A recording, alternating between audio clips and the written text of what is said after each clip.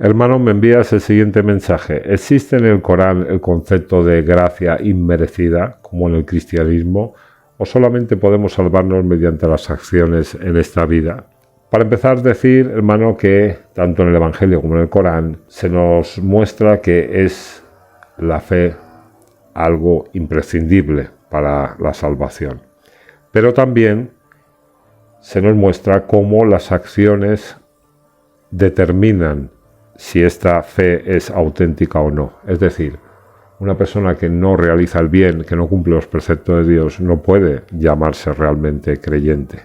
El creyente puede fallar muchas veces, puede cometer errores, luego se arrepiente, luego vuelve de su extravío, pero se mantiene en la fe por las acciones. Estas son imprescindibles. Como tal, el concepto de gracia inmerecida no aparece en el Sagrado Corán, pero todo el libro, de principio a fin, nos deja ver que la gracia, la misericordia divina, lo abarca todo. Fíjate cómo nada más abrir el libro vamos a encontrar al principio de los capítulos del Corán la frase en el nombre de Dios, el misericordioso, el compasivo. Este Rahman ar-Rahim, misericordioso y compasivo, son términos que tienen la misma raíz. Esta raíz tiene el sentido básico de favor. Entonces la misericordia de Dios es el favor de Dios, su gracia. Luego vemos también de forma explícita que Dios se ha impuesto a sí mismo la misericordia. Es decir, que Él se ha obligado a sí mismo, y esto es una forma de expresarse obviamente, se ha autoimpuesto la misericordia, es decir, el favor para con sus criaturas.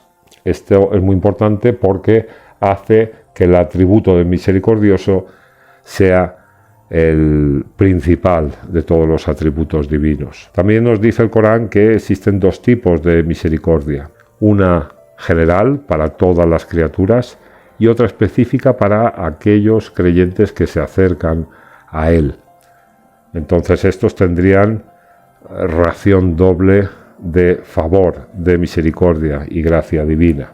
El libro nos muestra que Adán, cuando comete el fallo, es perdonado por Dios. Los que vendrán después no arrastran el pecado. Cada uno va a ser responsable de sus acciones. Es decir, nacemos limpios. El concepto de un Salvador que tiene que venir a cargar con las faltas de la humanidad, pues no existe en el Corán. Esa es la diferencia principal del cristianismo y el Islam. También el hecho de que Dios se dirija a los condenados y a los injustos que están en el infierno desde el atributo de misericordioso, porque así aparece en algunos contextos del libro, nos hace pensar que en la retribución a los malvados existe también una misericordia, un favor divino.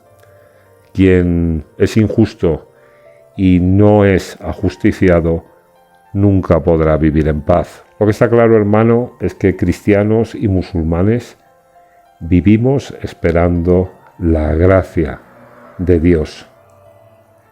Si no la estuviésemos esperando, no seríamos creyentes, ¿verdad?